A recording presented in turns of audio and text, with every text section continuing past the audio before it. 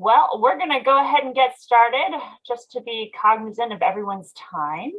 But thank you, everybody, for joining us. My name is Becca Toms. I work at UConn Extension as part of the Solid Ground program, and I'm going to be walking y'all through. As you may notice, you can see our panelists here today, but you cannot see other folks. We are in webinar mode. So if for any reason during the session you want to send us a question or a message, you can go ahead and put that in the question and answer thing, and I will be watching that to make sure that I hear you.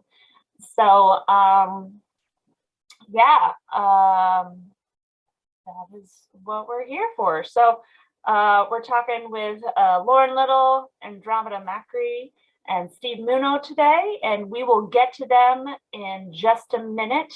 But one of the things that we always like to start our webinars with is a land acknowledgement. And I feel like this is super important because as farmers, we are constantly working on land. So it's really important to us, to UConn, to give this kind of formal statement that recognizes and respects the Native peoples who are the traditional stewards of the land that have come before all of us. So I'm just going to read this statement that was put together with UConn and some folks from Native people in the state to just acknowledge the land.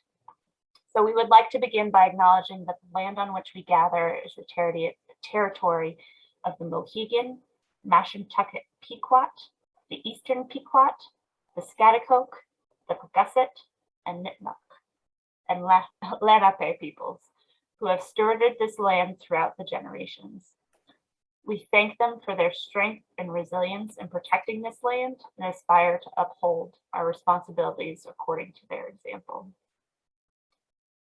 So just real quick, if you haven't seen this before, this is kind of the outline of our state and some areas surrounding it. Obviously, Massachusetts as well is in there, giving you a little bit of a look as to the Native peoples that were part of this. If you want to specifically find out the land on which you live, this is a website that we use. It's called nativeland.ca, and it's just a really good opportunity. You can put in your zip code, your town, and it will give you some insight as to who are the people that came before you. So really good resource, and we encourage you to use it if you haven't in the past. Another thing that we like to talk about is there's this program that we've been a part of called Land Grab Connecticut. And we talk about this because it's important to understand that colonialism is an ongoing process and that our place in that past history has a present context as well. So the Land Grant CT project highlights a 1862 piece of legislation known as the Morrill Act, which was set up to donate public lands to the several states and territories which may provide colleges for the benefit of agriculture and the mechanic arts. These public lands were established excuse me, by the systematic and often violent dispossession of Indigenous peoples by the United States government. The colleges established benefited white citizens then, and at many institutions continue to disproportionately benefit white citizens today. The land tied to UConn's land grant status spans 12 states originally stewarded by Indigenous tribes. The University of Connecticut became Connecticut's land grant college in 1893.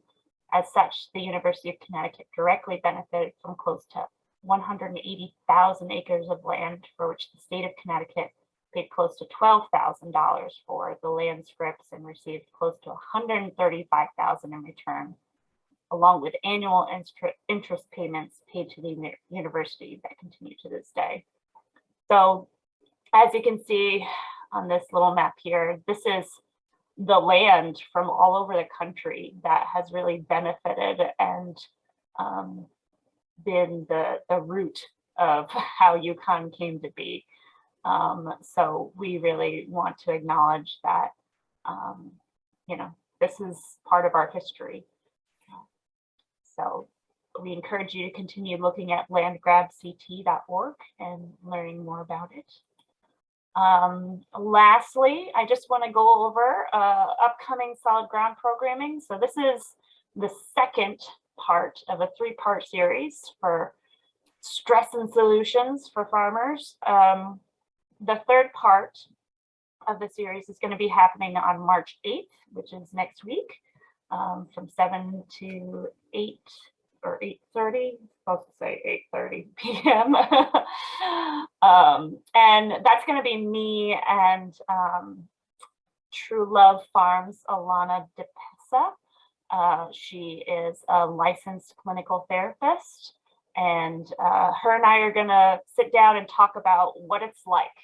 So I'm going to be sharing my experiences of going to therapy, which has been really helpful for me dealing with some stressors related to farming and just normal life that is then put on top of the stresses of farming. And she's going to be talking about it from a therapist perspective of, you know, what can you expect from a therapist? What does insurance look like? How long can you expect to see a therapist? Things like that. We also have a couple more events of our agroecology and ag mechanics series. No-till field day. Unfortunately, that is so booked, but you are always welcome to get on the wait list. Ecological growing with Wayne Young. That's going to be in Meriden at High Hill Orchard, just talking about integrating pest management and just best practices for ecological growing. We have, oh, I forgot to put another one. There's also a carpentry workshop happening on March 12th. So that would be 2 Saturdays from now. So if you're looking to bolster up your power tool and carpentry skills, we still have space for that. And also tractor implement operation safety and adjustment. And you can sign up for all of those at our website, which I will put in the chat.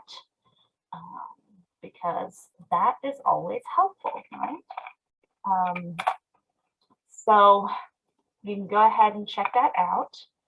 But in the meantime, I want to say hello to our panelists. Hello. And I'm going to spotlight everyone here. So that you can see them all at once. And yeah, so here we are. So again, we have our friends here, and I could introduce them, but I would love for them to introduce themselves because they know themselves better than I do. But I do know that they're quite excellent human beings who just also happen to be farmers in our state. So let's start, if it's all right with you, Lauren, because you're first on my screen. Excellent. Hi, everyone. My name is Lauren Little. I'm a farmer and an educator. I've been educating for about 16 years and farming for about 10. I have an organization or a company that I run called Lauren Little Edutainment, and it focuses on connecting and educating youth about nature. And I have a curriculum that I use that's based upon NGSS, and it has original stories and characters and jingles that kind of connects kids to earth and urban agriculture. I'm also part of the I Got Next Farmers Coalition, which has come together to support Greater Hartford farmers to get access to opportunities, information, and resources, and also to create that safe space. And the reason why I got into farming is because I love snacks, I love food, and I realized that the children that I serve in Hartford really need adequate food in order to properly learn. And they asked me, and they told me that this is what they want to learn about. And so I feel like it is my duty to provide that service to them. And so thank you for having me. Great. And keep going around my little circle here. Andromeda, would you like to go next? Sure. Hello, I'm Andromeda Macri. I'm a fourth generation farmer at Crest Farm in Milford, Connecticut. My great grandparents started the farm in 1942, and I'm farming with my mom, my dad, one of my sisters, and my brother, and my two kids now. I moved to New York City in 2000 for college and just worked on the farm in the weekends until 2017. Now I'm back and with my wife and my kids. Sorry. And yeah, we follow organic practices. We're not certified organic farm. We grow vegetables for CSA and farmers markets in the summer. We do seedlings for vegetables and flowers in the greenhouse in the spring, and Christmas trees, and we make wreaths in the winter, and we're busy all the time. And yeah, I just love being on the farm, working outside, constantly in awe, and I think that's everything. Great, awesome. Thanks so much, Andromeda. All right, and last but of course not least, Steve. Hi, I'm Steve Munno. I'm the farm manager at Massaro Community Farm in Woodbridge, which is just outside of New Haven. I live here at the farm with my family, though it's not our farm. This is a community farm. The land is owned by the town of Woodbridge and is leased to our organization, which is a 501c3 nonprofit. I've been here since we started this. It's now 13 years. We do certified organic vegetables for CSA. We have about a 300 member CSA and growing on 10 acres. We do flowers and as of last year, eggs. We've got right now just over 100 laying hens on the farm. And we're committed to donating 10% of our produce to hunger relief organizations in the area. And we offer on-farm education programs and events throughout the year, and also off-farm. The pandemic has changed lots of things, so programming has shifted, as has farming. But yeah, there's a lot happening here at the farm, and I'm happy to be a part of it. Excellent. So as you can see, we have our farmers are doing all sorts of different things. As I'm sure many of you farmers that are listening to this also are juggling many different things and are on many different types of farms. So I guess kind of another kind of prerequisite before we really dive into what is so stressful about farming is I would love to hear from you guys how farming came into your life. How did you get started? Andromeda, you're the only one that had family that was already farming, but that doesn't mean that it was obviously a given, yeah. So let us know, how did you guys get into farming? What drew you to this occupation? And if it's okay, we'll keep going in that same circle. So Lauren, would you want to go first again? Okay, yeah. So I would say my first inkling is when I was actually interested in being like a therapist and pursuing psychology. And I learned that like a big part of students' academic achievement is tied to their nutrition and what they're eating. So I remember just working at a school and just like looking at their plate and I was like, what is that? What are you eating? And like the vegetables just didn't look right. And then I realized that like I needed to go back to the drawing board and teach the kids how to grow their own food because they don't have access to like the fresh produce. And I wanted to teach them that. So I just started showing them little things and I realized that I really liked it. And it's funny that that I'm really into urban farming because I mentioned it to some of my family who live in New York City and they're like, oh, your grandfather did that. Oh, were you guys farm down south? And I was like, I had no idea that it was something that it was in our blood. And I also just really like having fresh vegetables and produce. And a lot of my family from down south would send us all these the fresh fruits and vegetables. I never really realized that's where we were getting it from. I just thought we bought both from the store.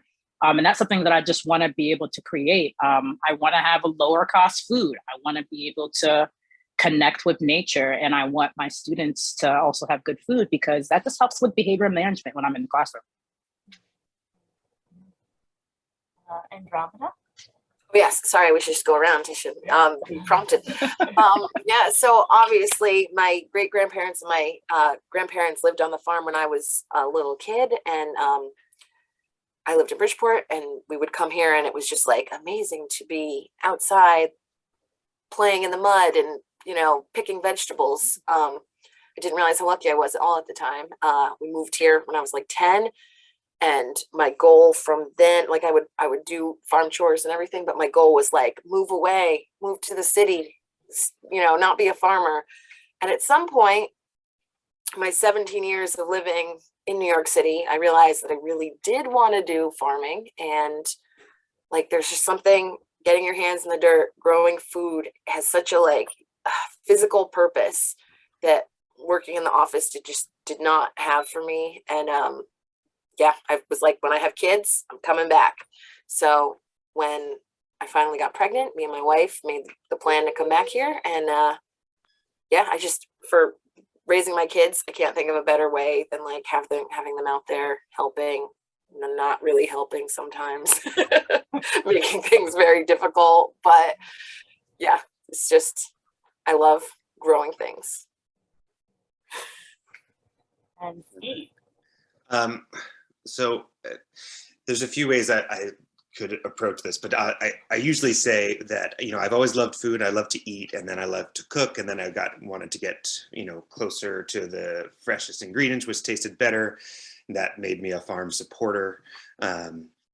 And then there was this moment, so I went to Wesleyan University, and like I had this moment right before graduation where I was reflecting on what I'd learned and decided that I'd learned very little that was relevant to living, you know, and the things that I was learning that were, you know, that was relevant to the life I wanted to live were not through school. They were through time outdoors, through wilderness skills, through survival skills and things. But I was still lacking this how to survive in the world with growing food. And so that was like kind of came top of the list for me as I was leaving college after, you know, 20 plus years of education.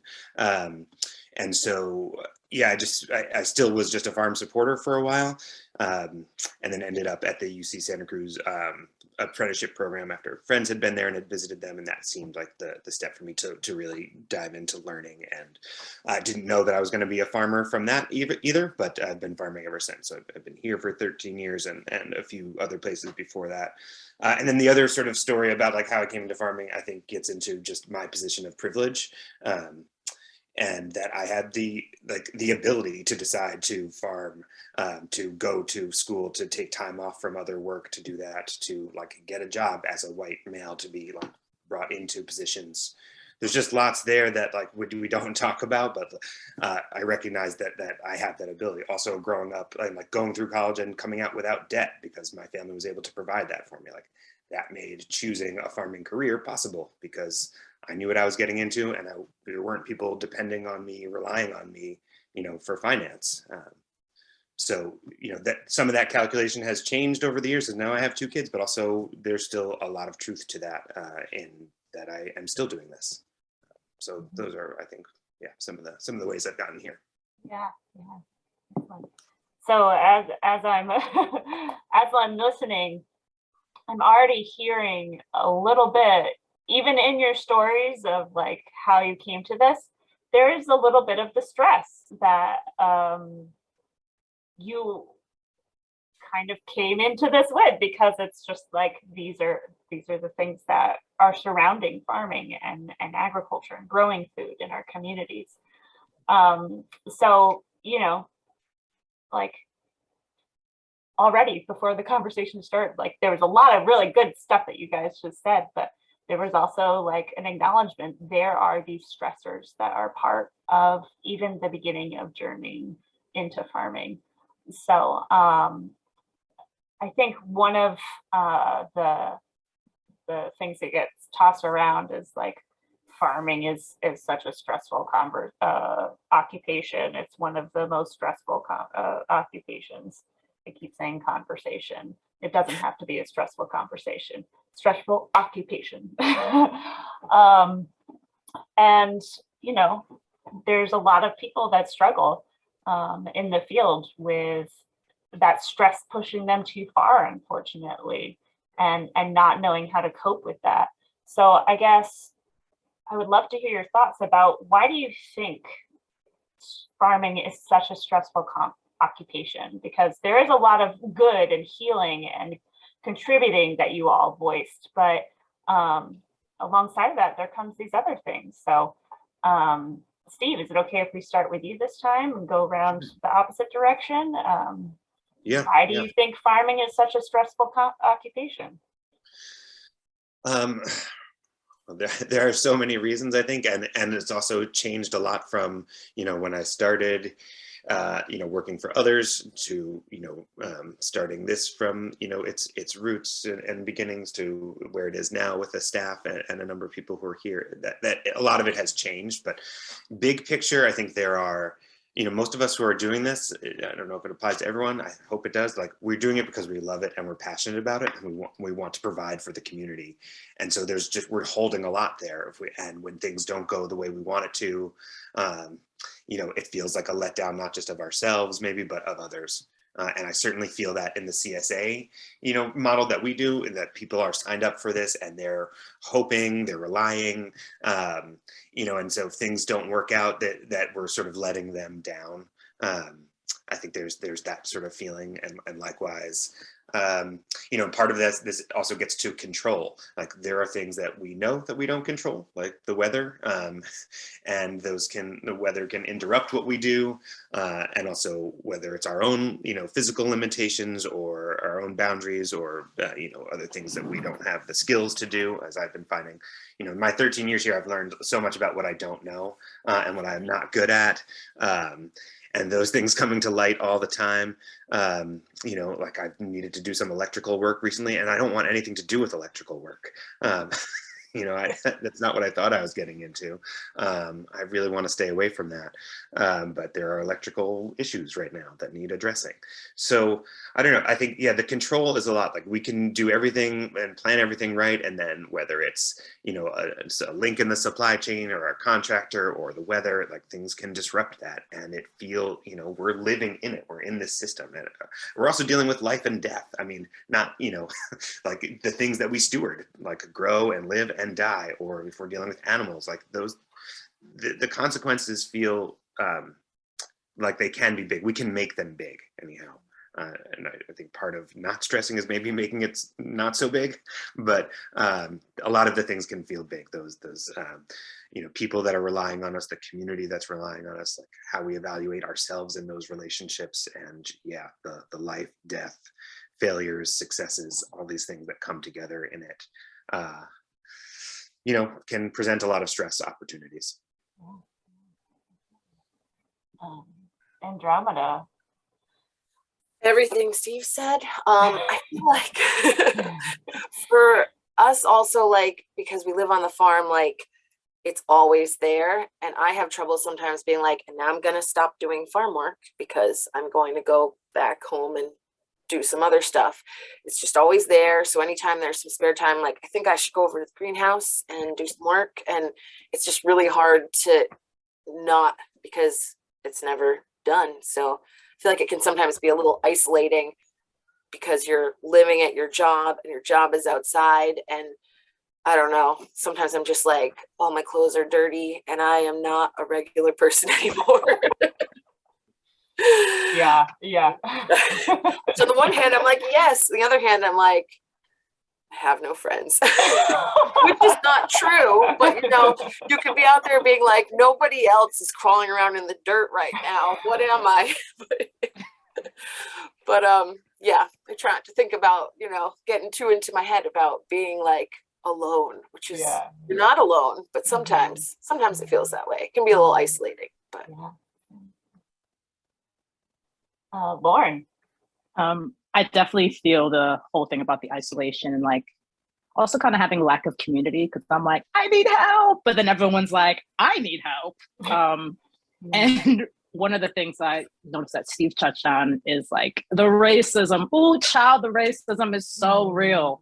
Like doing urban farming, I'm walking with my tools and I'm like, is the police going to shoot me because they see me with something that's like a weapon, or like the lack of land access. So like I am renting space and like the water's not working, or someone cut my vegetables, or like even when I first came into this industry, having to deal with so much white supremacy and like not getting the support that I needed and having to like go outside to all the different resources to collect them and trying to figure out like who really can support the shared growing, that was really stressful. And it just like, you don't always have the energy for that. Like you want to have good energy when you're interacting with your plants. And so when you're bummed out about like the whole George Floyd situation, or like people just like mistreating you in general, I'm just like, I don't want to leave the house and deal with this. This is trash. And it's hard because then like I talk to other people who look like me and they're going through the exact same thing. And we have no solution. Like we have some, but there's like, just deal with it. It's kind of the gist of it. And it's really tiring. And I have to say, it's pretty frustrating. Yeah. So those are like a lot of big things to hold. Like we were being goofy at the beginning, and now we're like, all right, here's the reality, which is, important to recognize. So yeah, I already hear some of the stresses that you are individually facing and dealing with on a regular basis. So, as much as you feel comfortable, I would love if you guys could talk about, you already touched on some points that are stressors specifically for you, but how do you deal with that stress? Like, what are, maybe there's some concrete, I'm sure, tactics, and then some less than concrete tactics for dealing with that stress. But yeah, if you're willing to talk a little bit more about some of those specific stressors that you have when you're farming, and then also on top of that, kind of how you deal with that stress. So I'm going to switch it up again, and I'm going to put Andromeda on the spot to go first, if that's okay. So obviously I come from a very privileged, having a farm in my family that is 100% like a gift. And it is awesome. But at this point, we're dealing with a lot of like crumbling infrastructure from things that like my great grandparents, like actual structures that are old that we're trying to figure out what to do with. Like we have these very old greenhouses that my mom is currently climbing up on top and replacing all the glass on top. And there's so much that my parents do right now that I'm like, I need to learn to do all of this so that I can do this when they're ready to step back. And we're also like starting to plan for them to step back. And sometimes like the financial pressure of like how much that will all cost, and figuring out how to get employees when we can barely pay our own family. And I'm like, so there's a lot of like figuring out how to pivot for our next generation, because we've gone through like many iterations of the farm, like wholesaling to mainly greenhouse flowers, to organic practices following CSA, sorry, not organic, but yeah, so the future is just like, it weighs heavily on me. And I talk to my therapist about that a lot. I have a phenomenal therapist. And also just like accepting help when people offer it. Like if someone does have like the knowledge or something, if they've done something already, like I'm trying to figure out like how to, like if they're like, you need to look into this grant, and I'm like, I don't have time for that. I try to listen to them now so that we can like actually Becca, so we can actually do things that will benefit us, even though they seem hard in the moment. Okay, I have lots more things. Someone else can do theirs now. Yeah, that's helpful. And yeah, transitioning from one generation to the next is a huge thing. Yeah. Lauren, would you be willing to speak next? Yeah, one thing, I mean, I haven't gone to therapy for a long time. My therapist is like a lifesaver. But apart from that, music at when I'm farming, gardening, you got to do some dancing. Like I'm wiggling, doing something so I don't bug out. And I always have snacks. Like don't go hungry while you're working. I always try to focus on myself. And I I'm like calling my mom because I always tell people where I'm going to. So it's like, if you haven't heard from me in this amount of time, check in. And then just like making sure that I'm like saying hello to the plants and the animals that are eating my food. And also too, I try to practice like some mindfulness and meditation before I start growing and after. And I only do it for a couple minutes, but it really helps me to relax. Because if I go and see that a squirrel has eaten on my corn, I'm not going to bug out right now. I'm just going to meditate on it first, and then I'll kind of figure out what I want to do next. And also too, talking about it. Sometimes I'm like talking to people and I'm just telling them stuff. And I also like, sometimes I go to the garden and I just yell. I just yell. And I'm like, what is this? And people are like, she's crazy, but it's working. And I just have to like get whatever energy out. And yeah, and also I journal. Journaling is a thing. I don't have time. My journal's dirty, but it's helpful to have at the garden and to really kind of go back, review my thoughts and see how much I've progressed over time. And so when I feel like I haven't done anything or everything's dead or certain things got flooded, I can be like, well, I really put in a lot of work and I really learned a lot. So it isn't kind of all for nothing. Yeah. Steve? So there was once upon a time, I think I was decent at handling stress. I mean, it's changing. It's yeah, lots of things have changed. And I think, yeah, 10 years ago when I was, not a parent and not married and not, and we had a smaller organization, it was different. And I sort of knew what I needed and the things I needed.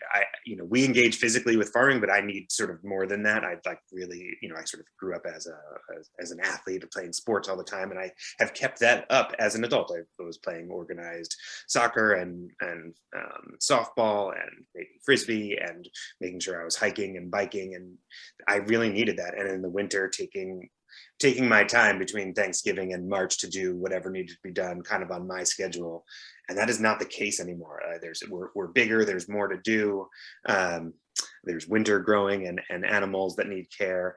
And so I am not as good right now at those outlets. Like I knew I needed that. And so like Wednesday night I played softball, Thursday night I played soccer, and those kept me going. I needed that physical outlet.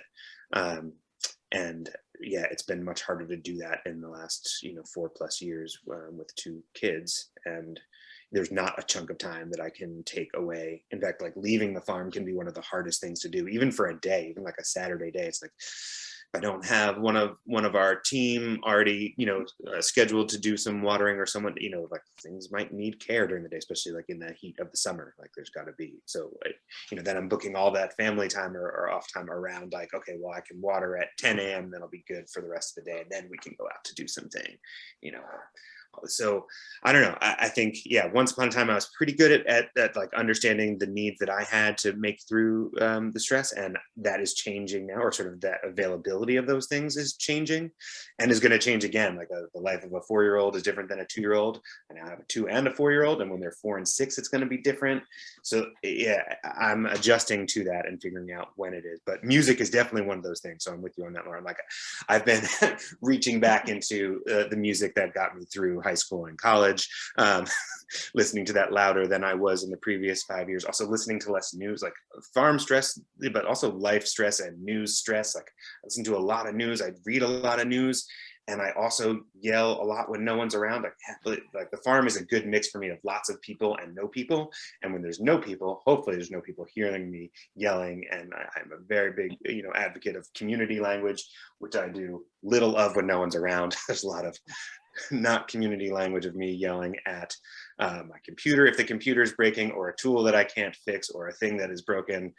So I let that out when it feels safe to do that. So just acknowledging it's safe, and I can like just let it go, and that's helpful, rather than keeping that on. Like, I never want that to be directed at someone, but it can be at an inanimate object and at the open space to just let that go. So yeah, and also cookies and eating. I totally realize that I stress eat. I'm like, I've got a little thing of cookies next to me right now, and I note that I do it. I'm like fidgety, or I'm angry, or I'm stressed, and I like grab something to eat. Not really the best method, but I know that I do it, and at least in the moment helps. So yeah, I'm still working on things that that will help at this time in my life, and particularly trying to find those physical outlets for exercise and engagement to help relieve some of that stress. But yeah, and the mindfulness thing, you know, and I have a historical meditation practice, but not a current one. But even just remembering it or thinking about it helps, you know. I don't know, can tap into it sometimes and relax. But yeah, I'm this new phase of life and next phase. I don't know what the stress relief options are. I have an idea of what they have been, and I'm not sure how to actualize them, but I'm working on it. Yeah. For this stage. Yeah, and that's an important acknowledgement, is that our stress changes. Like, doesn't matter where we are right now and the tools that we have right now. It could change 30 days from now or 5 years from now, and we may need to adapt new tools that we haven't used before, or that we did use and put aside because they ran their course, but now it seems that they could be useful again. So yeah, it's a strange sort of dynamic, the constant care that we need to give to ourselves, just like the plants and animals that we tend to as farmers. They have different stages and different stresses that pop up, and there's different methods of caring for those plants and animals at their point in their life cycles. A stressed out seedling, we're going to give different care to than a stressed out adult plant. Yeah, I think it's really helpful to recognize that this is a constantly shifting thing. And one of the reasons we have 3 people here is because for every single person listening to this, it's going to be constantly shifting for you. And you could be using one from each person or whatever on dealing with stress. But I also want to recognize that a little bit of this, I think, innate in any farmer. This is hearkening back to the first webinar in this series. There's a little bit of perfectionism in our work. And that even extends to not allowing ourselves to get stressed out. Like, even though we may have these tools that we use, sometimes we forget to use them and we freak out on an individual that we didn't mean to freak out on. Or, we just go into a tizzy and can't do any work because we're just so overwhelmed, and we can get discouraged by that. So I'm going to ask you to respond to that, but I also want to just say out to the world that that's human,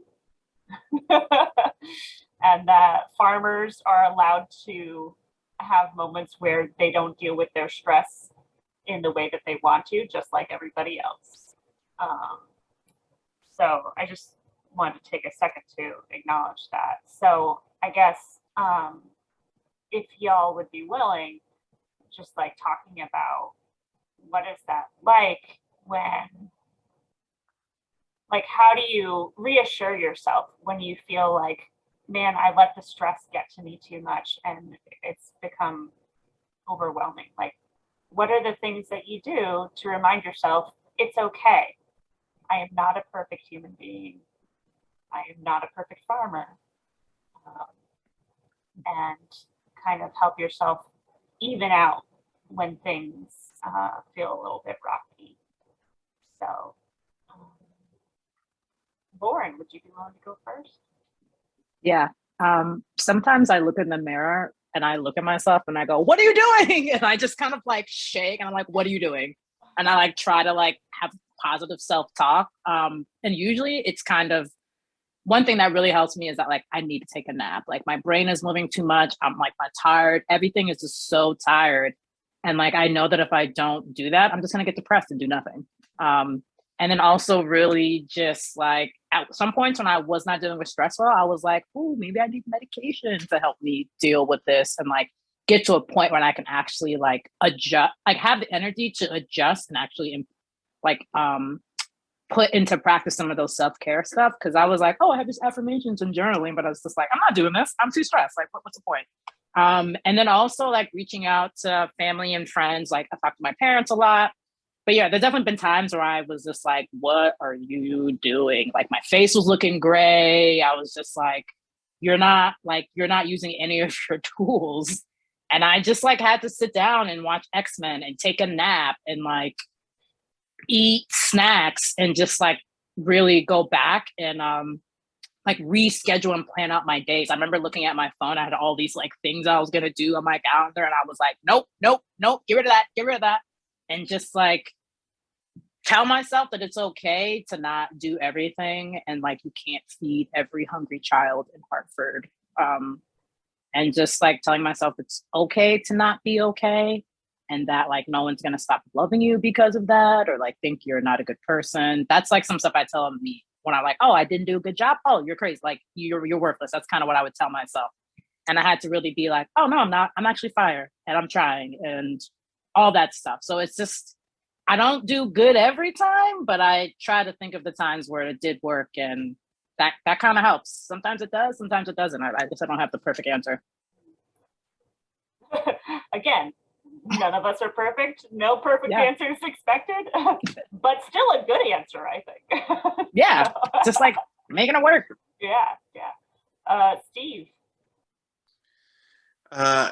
Yeah, so I think one of the great things about having two little kids right now is that they provide so much joy like instantaneously. They can also provide instant own stress also, but mostly there's just so much love there, and I can step away when they're home, and that's kind of like they need my attention. So if my stress is on the farm and I'm giving that all my attention, I just have to change focus. It's really just like just put that down and go to this other place, which is my family, which is just so much joy with them. So that is kind of been a recent like easy thing. So where I've lost some ability to just go out and go for that bike ride or hike or just take off. Like now I can sort of turn to them and do something fun with them, or bring them into the task, which is amazing and makes it much harder to do, but is also is also fun. As long as it's a safe thing. It's like there's just my daughter ran out over the sort of frozen icy farm the other day to help me with something that I was kind of frustrated with, and then it just changed the pace of it all. Say like, we can slow this down, we can just, and if it doesn't get done right, it's okay. But yeah, there's a lot of that similar internal dialogue that Lauren was mentioning. Like, I tell myself it's okay to not be okay, and also I try to share that with people. People have trouble hearing that. Like, but anyone who's talked to me in the last 4 months has heard that I'm not okay. I'm not doing well. I'm not my best self. I'm not doing anything well. I've probably dropped a responsibility, something that you've asked of me. I'm sorry, and I'm saying that out loud in part to myself actually be okay with it, to like let people know where I'm at, that like my priorities have to be with my family as we've been dealing with all this COVID and lack of daycare and childcare and stuff, and I can't do the things that I would normally do at this time. So I'm trying to shift my expectations of myself. And also what that means for my work schedule. I talked about that as I was having kids. Like, this means I'm going to not work 80 hours a week, which is good. I was never proud of working 80 hours a week. That was bad. That was not healthy. That was not good. I remember my first year, I was like, I haven't taken a day off, in 3 months. And I was like, that's not good. So I need to like actualize that, and like I actually need to work much less. So I forget what our initial question was here. I don't know. I'm just dealing with, I am, when it gets big, when it gets big, I just try to change my focus a little bit and do something else that I might be good at for a minute. Like I'm not good at this. I'm not doing it well, or it's not serving me in any positive way. Like, go do something else, check something else off the list, just change focus. And just have some awareness or acknowledgement of what's bubbling up and what's not feeling good, and get that positive feedback somewhere else, and instead of increasing this negative feedback. And like, you know, we've got this water issue right now, and it's like, I can't fix this. The ground is frozen. We need to dig this big hole. We need an excavator. Well, why don't you have an excavator? There's so many times where you should have had an excavator. Maybe we should have this tool. Then if I had this tool, where would I put that tool? We already don't have enough storage for all these other tools that we've got. So, you know, I can like go through this cycle of being mad at myself, where I can say like, it'll get fixed when it gets fixed. The contractor who hasn't showed up for the last 2 months still hasn't shown up. Maybe it's today. Maybe in the next half hour, we'll pull down here and we'll get this water fixed. I don't know. Maybe this webinar will be interrupted in the water. That was one of my fears, not stresses, but maybe. I'm like, am I gonna have to run out here when this? That is okay, Steve. If you need to go and it hasn't happened yet. I'll let you. I'll wave at him from the window.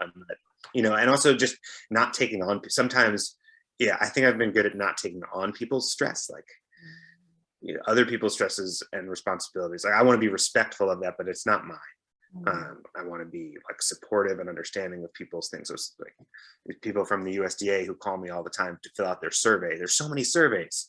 Like, that's not, I have to prioritize I've got to prioritize the things here.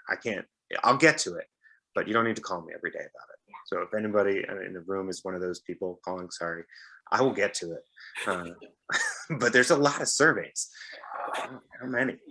Yeah. But I'm not going to stress about, I'm not going to let that be a stressor for me. Like, yeah. So sort of choosing, cutting some of those things off and recognizing I'm hearing someone else, there's like an immediate response of like, I should do this for them. Like, you know, and sometimes the answer is I do need to do this for my coworker right now. They need this. Our team needs this. So I will do it right now and you know, stop my rejection of that. And then so accept that and let me help that and get this done right now. But other things and really cutting it off and saying that can't be my stress and responsibility right now. I'll try to be clear about when I can get there. Maybe surprise myself and get there sooner, and surprise them and get there sooner than I said I would. But yeah, boundaries are helpful, and recognize them in the moment if I can. Andromeda, what do you do when things seem to be spiraling and your normal tactics are just not cutting it? Great stuff from both of you guys. I have a lot of stress around like taking care of the children and also trying to farm. And so on days, one of them, they're 4 and 1.5, and one of them goes to school 3 days a week, but sometimes I have both of them and I try to take them with me, and I'm like trying to plant seeds and wearing the giant 1.5-year-old on my back, and he's screaming, and the other one is, you know, building a tower out of clay pots, the dinosaurs knocking down, smashing everything. And my mom's like, I think that you should go home now. And I'm just like, well, I've failed again. Which I have not obviously failed, but it feels very hard because I'm like, my mom is a superhero. All she does is work on the farm and she's amazing. And also I need to be amazing. And I think partly like discussing my unrealistic expectations of what you can do with 2 children with anyone, my therapist, my mom, my wife, really helps, like being like, right, I'm good. And we've been doing like affirmations with my 4-year-old because he tends to be like, I'm a bad insert whatever he's doing, and we're like, no, you're awesome. So I'm like, oh, I should do that too. He's probably getting this nonsense from me. So I'm like, I am good at keeping the children from harming themselves today. So, you know, that's something. And also I'm just high anxiety in general and like very self-critical. Medication is a wonderful gift, and you don't like, it's one of those things where you're like, do I need this forever? Maybe not. But right now is a time, like, it's been some kind of 2 years. And maybe for a while being on medication is like the healthiest thing you can do. So you can get through without punishing yourself every day for like not being the perfect farmer. And also like, it's just all exhausting physically. And sometimes then I'm like, I just want to lay down forever. But I always have to remind myself, like, I need non-farm exercise. Like, even if I can like go in the basement and ride the stationary bike for 20 minutes, like, it's like use my energy for my own body thing instead of like everything else. So like that helps a lot. And another stressful thing that I find is like my relationship with outside people, people outside the farm, like our customers, our CSA members, and like always wanting them to be happy, never wanting to disappoint them. I know Steve is talking a lot about that with the CSA, but also just general, like, I want them to be happy. And I'm always like, am I letting them down?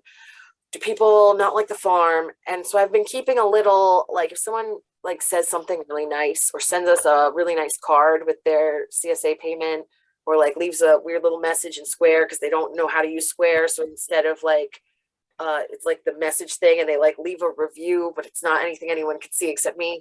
I always like keep it so I can look at it and be like, oh, they think our farm is a paradise. Like they think it's a magical place. And that makes me feel like we're creating something that makes other people happy. And like just looking at that, sometimes I can be like, okay, that one person who came for us from Rabbit Instagram because I posted a cute video of the rabbit in the rabbit hutch that they didn't like, and they tried to get people to come for us on the internet. You know, they're in the minority, and I can't spend my life afraid of social media because sometimes your rabbit picture upsets people.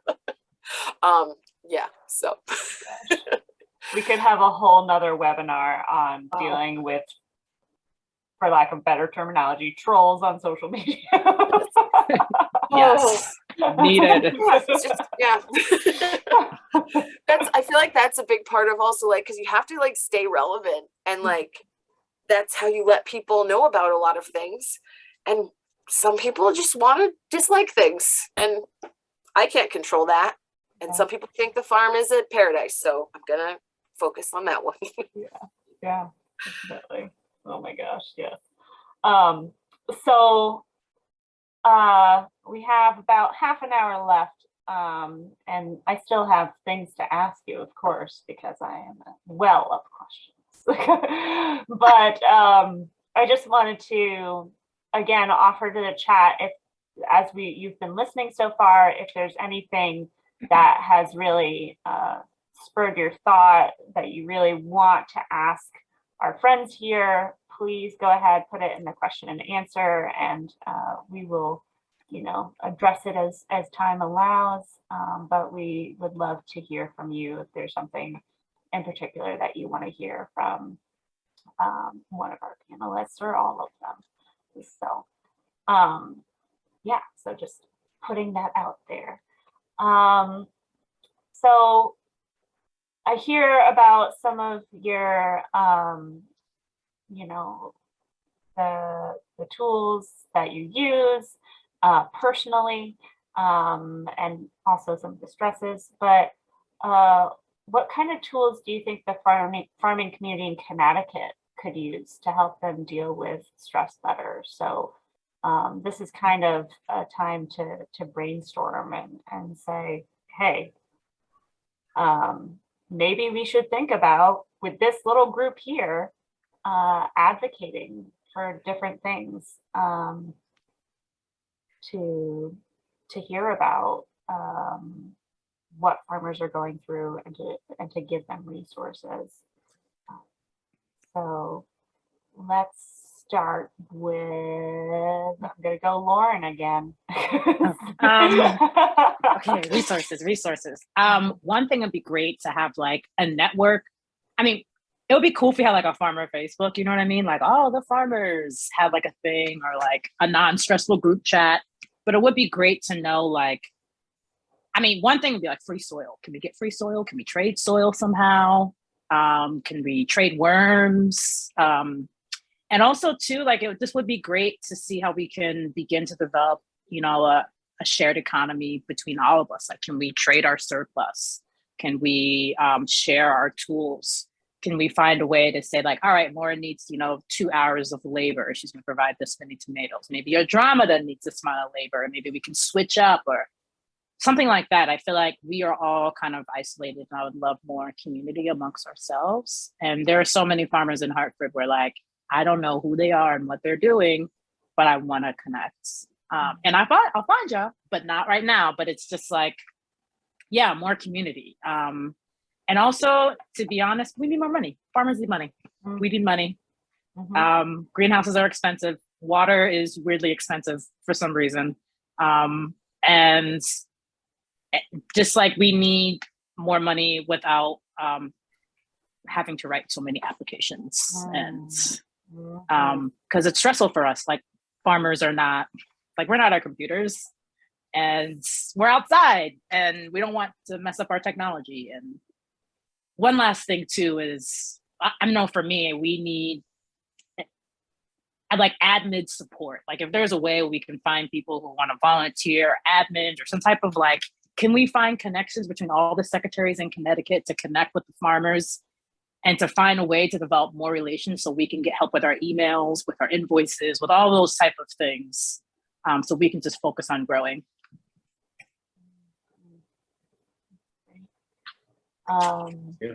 Yeah, all that. All that. I think the financial thing is big, and so I mean, it feels silly for me to say like we need healthcare, but we need healthcare. Like you know, it's just like yes, you know, they're big. Like there are, you know, it's not something that UConn Extension is going to roll out for us, I don't think, but or that the Department of Ag is going to roll out for us. So it's a bigger thing, but.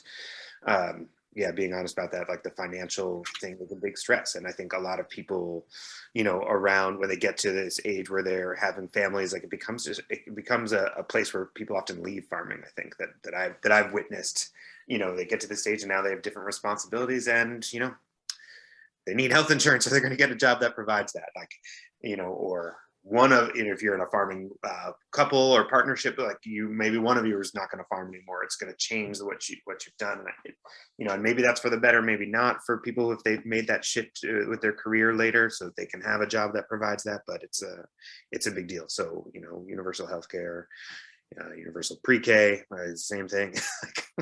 You know, so those are kind of big systemic things I think that we need. But the community I think is big too. I think.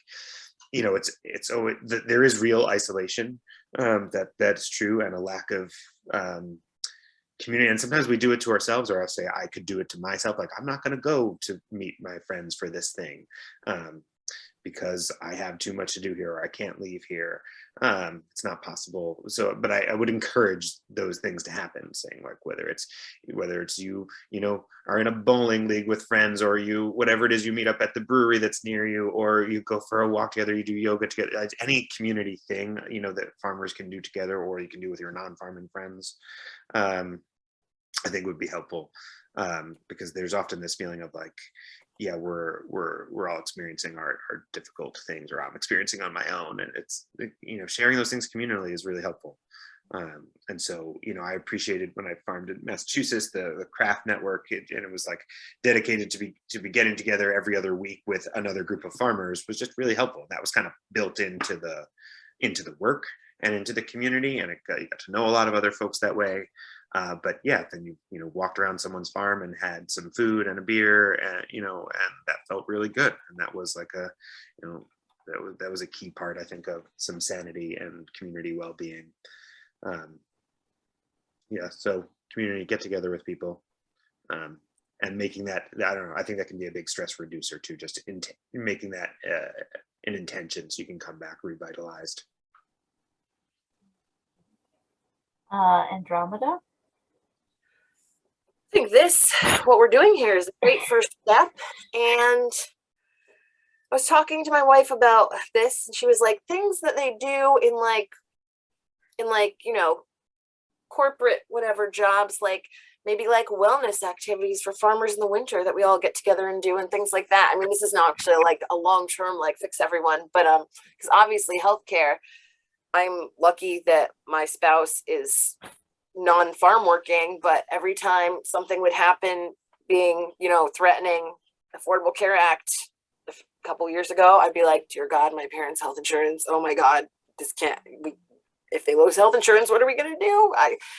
So yeah, it's just like, it's very stressful that like, it makes me feel like sometimes like we're like not full citizens or something. I don't know. It's just like, we're not real people. We can't take care of it. I know that this is a problem lots of people have everywhere. But it's just like these jobs where like you're doing manual labor and you're trying to do something good or right. You're trying to, I don't know. It's like you just want basic healthcare. That's all. Just don't take it away. It shouldn't be threatening for people that are, you know, trying to just get by. And I like how that went from wellness activities to I'm very upset about healthcare. It's serious. Yeah. There's also, I don't know if people on this are on this, but there's a very pleasant Slack group that Yoko from Asawaga Farm started. And I was looking at it today. It's like about, its goal is to talk about pests and things like that. And then there's also like a random channel on it, which I was looking at today and I was like, you can use this random channel and chat with people. But yeah, it's been a little quiet lately, but I suggest it. People have had some very cool things to talk about in there, and maybe we'll get our random channel going and, you know, have more. I don't think I've actually ever said anything in the Slack group. I should talk more. But I love that she did it, and I'm always reading what people are saying. So, yeah.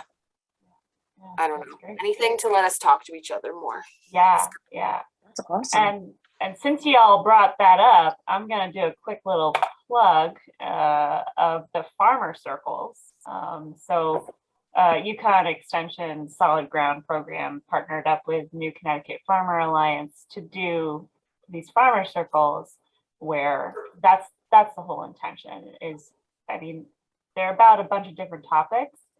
So there's a lot of hope that there's sharing of information, but also another just as important pivotal piece of that work is building community among farmers. And just so you know, if you see a topic on there that you want to join, they're not closed, right? We don't close them.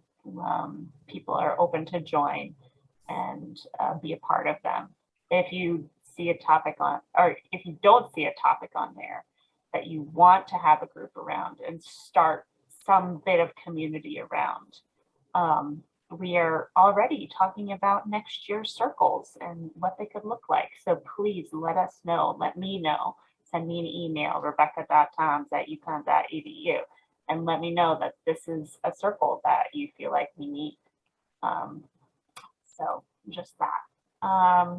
And kind of on the, a piggyback of this, we had someone in the audience ask for Lauren and Andromeda, as Black and queer farmers respectively, what would you like to see in terms of increased inclusion and support for diversity in farming in the coming years? Because, that we'll just put it out there. Farming in Connecticut is not very diverse. And that is a stressor. And that's something that's a huge burden for farmers that are not part of the quote unquote majority, you know? So what sort of support do you need? Go ahead, Lauren. I'm raising my hand like in school.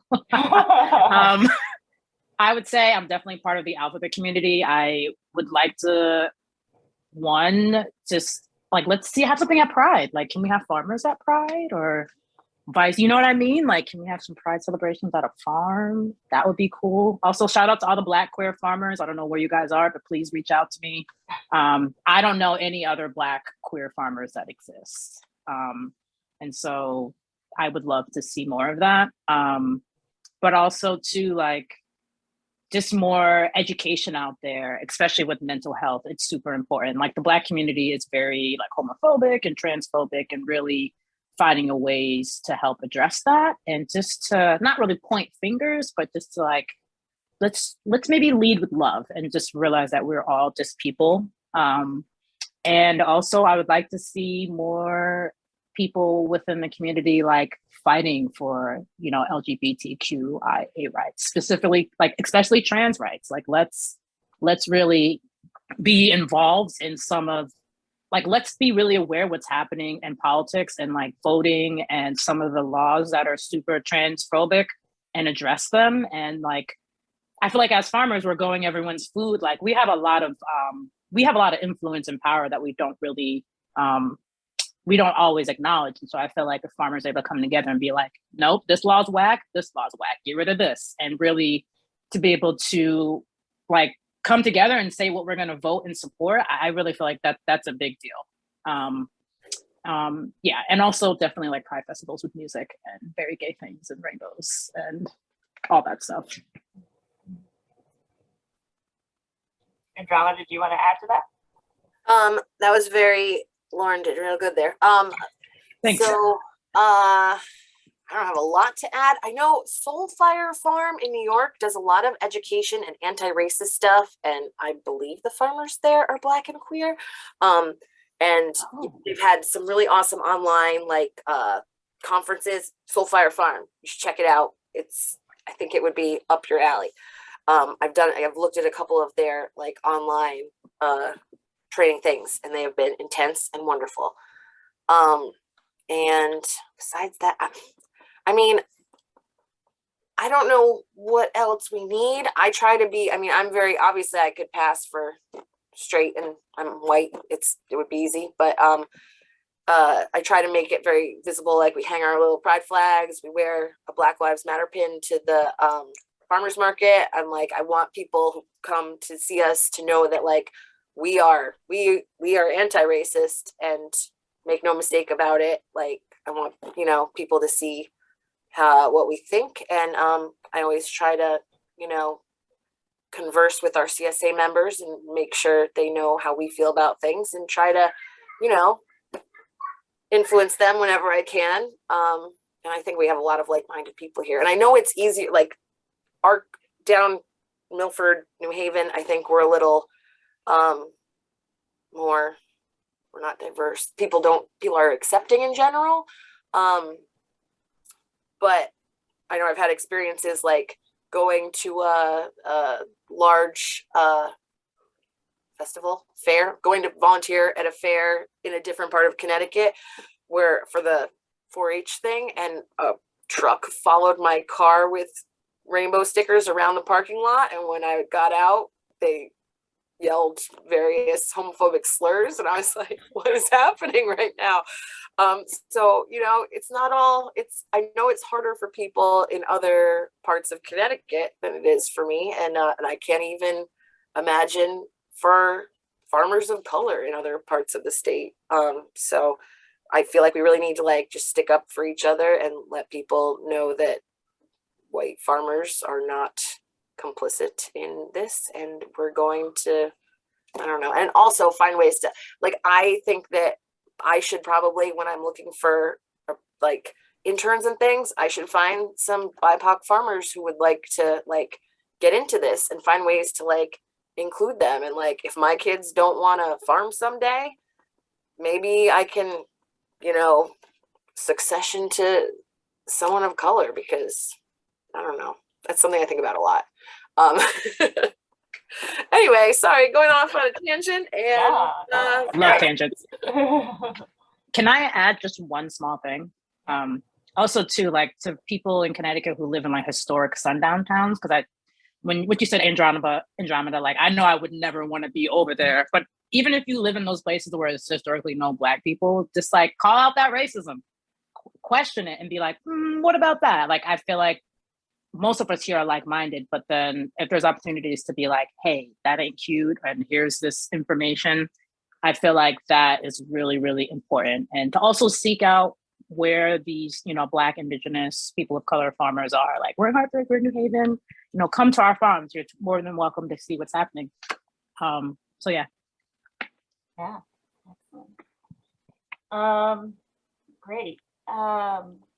So another question, thank you, Andromeda and Lauren, for sharing, that was posed in the chat is just talking a little bit about the isolation that y'all felt and from the non-farming community, and wondering how to connect with friends and family who aren't farmers, who might not get what your work life is like 100% yes. How do you explain your job to outsiders? How do you help people understand that in August you are not hanging out necessarily in high August, because even if you're not farming, you may just be too exhausted to hang out, because I mean, we all kind of dread August. It's that month where everybody wants to quit farming. I think. I'm not going to speak for everybody, but yeah, how do you communicate that? Which is in essence, how do you communicate your needs to the people that are closest to you? Steve, do you want to go ahead and start? Yeah, and I wanted to just say on that last bit too, that like white and male people need to speak up and speak out. Like, I can't tell you how many times I've been encountered by people who assume that I'm racist like them, and I'm not. And I need to let them know right away. And it's like, it was alarming arriving here to that, and just, you need to challenge those things. And now there's a large staff here. People can sort of see our staff as different and doesn't look like the white men they might expect working on the field, and it's commented on a lot. And yeah, that's I love my team here. So and I'd really, we just have to speak up on these issues too. So, and also, as someone mentioned, the Rocksteady Farm and SelfCare Farm are both great resources for this as well. So, and on the isolation front and just like explaining things to people, I think it's great. People do want to ask about like what it's like to farm all the time, and it gives me an opportunity to speak about what we do, which I think a lot of people like myself who grew up in a suburban place, totally disconnected from farms, like need to hear about the farming.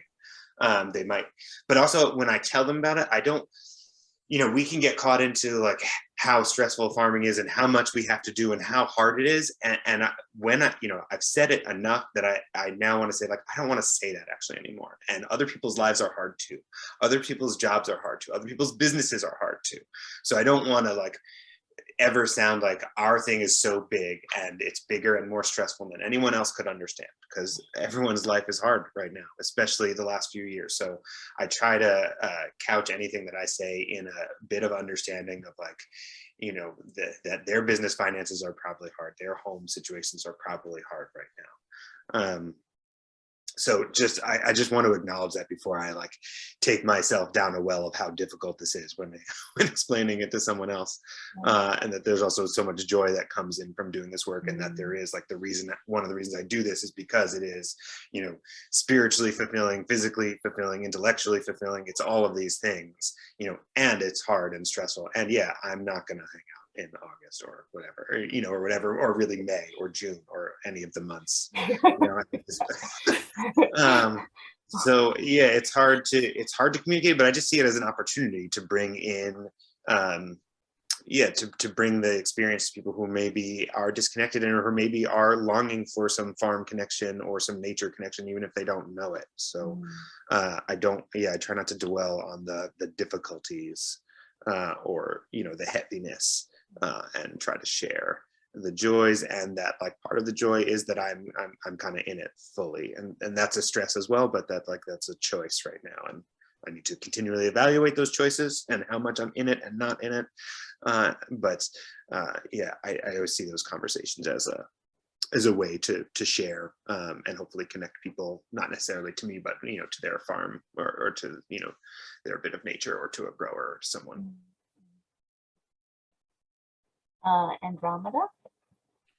Likewise, it's sometimes people don't understand why you can't hang out. Like they're like, well, can you just, but I feel like most people now at this point that know me know that like most of the time you're doing farm stuff, and really I only have to like correct people when they're like, so all winter, you have all winter when you're resting. I'm like, oh no, that is false. You guys be like, I'm just taking a nap all winter. So yeah, so I try to think of it a lot of times. Like a lot of times I get I'm like, you rest. But I try to think of it as like I'm teaching them how growing things starts like way in the winter, and there's so many things to do, and also fix everything that broke that you didn't have time to fix, and plan, and yeah, so do all the emails that you weren't doing before.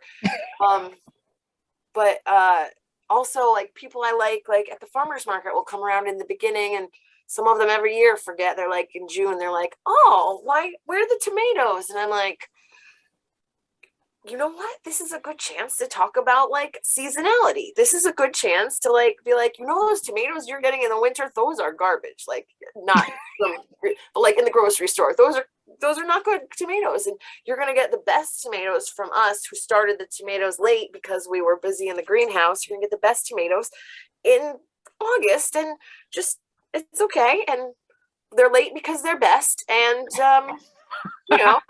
Yep. This is how plants work. They don't grow all year round. And, you know, I don't know. I try to have like fun with it and like make it, I don't know, look how smart I am. I know about how plants grow. And they're like, wow, I never knew you couldn't have an eggplant in June. So I don't know. I try to be pleasant. I try to be really like, make them, I don't know, want to come back later to get things from us. Yeah. Lauren? So I can't cook. I talk about eating a lot, but my cooking is trash. So I come through and I said, hey, I have this food. You want to cook it? And that's usually what I go through. It's like, oh, Lauren, you come hang out. And I'm like, well, how about this? I'm going to bring some of my vegetables. I don't have time to cook or breathe. So how about we have a shared meal? Or I say, come to the garden. You can nibble on some things that I'm growing and slaving over all day. And that's kind of what helped me. And then also I do like these under the breath grumbles, like every once in a while to kind of help get some of the stress out. And they're like, what, Lauren? I was like, nothing, it's fine. And so like, I'm still working on that. But it's best to kind of meet people where they're at. Everyone likes to eat. And so I kind of go from there. Yeah. And I think the important thing that all of you were kind of noting is meet people where they're at. And that includes them meeting you where you're at. You know, it's not just on us to be the educators and meet them where they're at. It's also, they have a responsibility as people too, that care about you, to come and meet you where you're at. That's how we do relationships. And how the beauty of those relationships. And spend some time talking, planting seeds for a while. Yeah. Ooh, yes. Yeah. So yeah, it's a beautiful opportunity of kind of bringing outsiders into our world, is by sharing our world with them as much as we can. So I know we only have a couple minutes left. I got two more big questions. So hard to choose between the two. But I am gonna, one of the questions,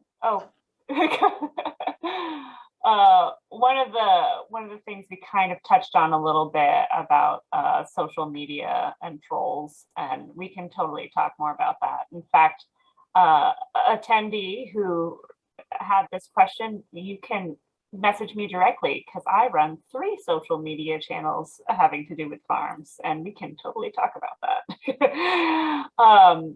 So I guess for the last question, real quick, if you just want to talk about this, because I have one more question after this, actually. Again, talking about that perfectionism and the embarrassment sometimes that we all kind of feel when we do invite people to meet us at where we're at, and then we're like, oh, my farm is not perfect. Oh, don't look at those weeds. Oh, don't look at that pest damage. You know, like that is where we all are in the mess of weeds and pest damage and mess and, you know, if you're a livestock animal. maybe you haven't mucked out some stalls, or they're in mud because it's muddy season and there's nothing that you can do to stop the mud.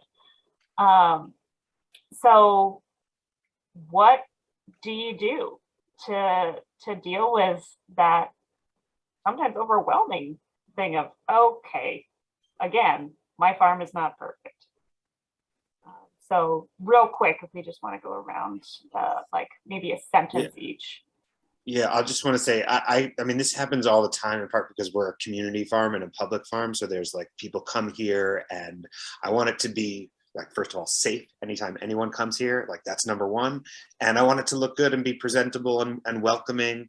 And then, you know, but then there's sort of a different and more stress when like people I know or people who I admire or other farmers come, or like whatever. I want them to see, like, you know, the glory of this place. And I mean, if I walk around, what I see almost all the time is something that I haven't done well, haven't done right, still need to do, haven't gotten to doing yet. That's like what my eye sees. And sometimes it's nice to see what other people see, which is how much the place has changed in the last, you know, however, since they were last here. There is sometimes stress around animals, because people are like, well, you know, like the rabbit situation, or you get someone who's like, it shouldn't be like that. Or they see a chicken out of the fence and they're like, oh my goodness, a chicken got out. Like, something's wrong. It's okay. It's all okay. But people like get very sensitive about animals. And so it's hard. It can be stressful, but I think, I don't know. It's been a long time, so I've let go of some of that. And just, it is what it is. If it's safe for people, I'm okay with it. And I'm happy to take people through like why we are where we are, because I know why we are where we are. With anything that's not going right, I have a pretty good idea of why it looks like that. And I'm happy to talk about it without being embarrassed about that. And it's just a process. Like there are moments, like mud season coming up is not pretty. I mean, it's not a pretty time. Every once in a while, someone's come take a picture. I'm like, this is not the moment to take a picture on the farm, but whatever. If this is when you can get out here and you want to take a picture. So I don't know. It's a lot. It can be stressful, and I just, some comfort with it. As long as this is a safe place for people to be, I think you've done your job. Lauren or Andromeda, real quick. Well, for social media, I just tell my students and they kind of handle it. Like, I don't really get social media, and I use Hootsuite, so I don't interact too much with people because it just stresses me out. Another thing, when I always feel self-conscious about what I'm growing, I have a basket of things to give away, and I'm like, here, smell this, taste this. And everyone's like, So that just kind of makes it a little bit easier to be like, oh, the weeds, don't worry about that. And so, yeah, that always makes me feel better. I try hard not to compare anything as much as I can to anyone else, even though it's really hard. And when my dad's always trying to compare like our farmer's market thing, or he goes to Massaro and he's like, oh, they have this and they're bone. And I'm like, no comparing. We're our own thing. They're very good and we're our own thing. And we're great. And people like our rustic situation, and it's great. It has character. Yes. Yeah. Celebrate who you are. Is I guess what it comes down to. And as long as things are safe for people and for animals, even though some folks may not say that this is safe. Guys, that rabbit was so much older than a normal domestic rabbit. It was living its best life. Yeah, and the rabbit knows. And you as farmers also know what is best, because you are living among these plants and animals every day.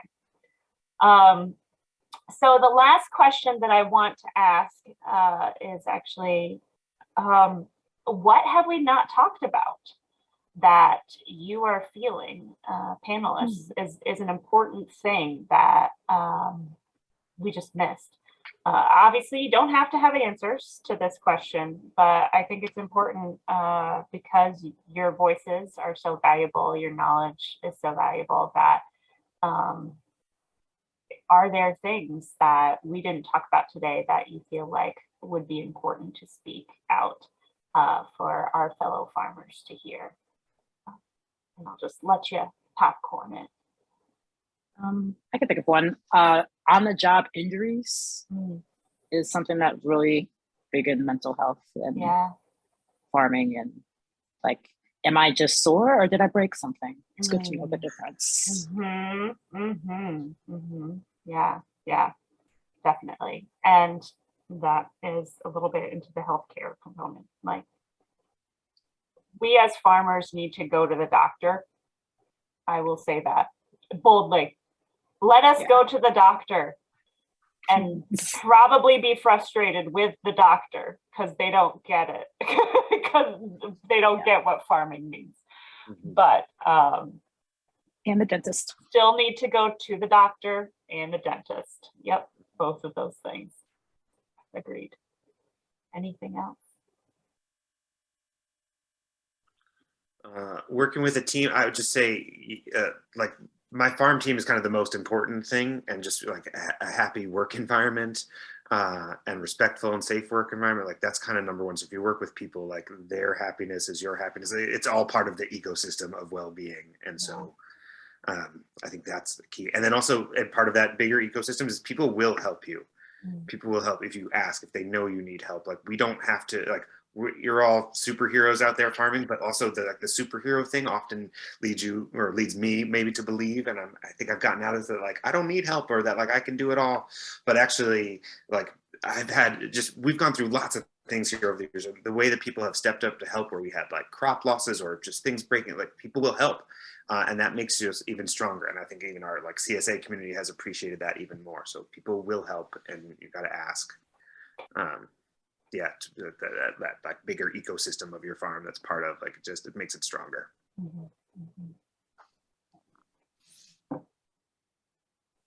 Andromeda, anything to add? I want to end on a doom note, but this is sort of doom, but also like sort of, I know climate change is a big stress for me all the time. It's like a constant overhead, like, we're all doomed. But also, like, I feel like talking to other people, other farmers, and like helping each other figure out solutions to like the new problems we're coming up against is like really helpful, and being like, we're not the only people in this. And at least in Connecticut, I feel like we've got a little more time before, things are untenable. And I just feel like it's something that I'm always thinking about, and is cool way to say a sad thing. No, but also like, it's good to know that we're doing this when and people are coming to us to get their food, instead of like, buying food that's contributing to the horrible climate change stuff. So there's that. Yeah, definitely. Anxiety is real. Yeah, for real. Like, we need to have a circle about that and just meet once a week or something and be like, yes. So how freaked out are you about climate change? Or, I don't know, the situation in Ukraine. That's another thing. But we won't go there. That's another webinar. Anyways, so just wanted to say thank you for everyone attending. I will be sending out an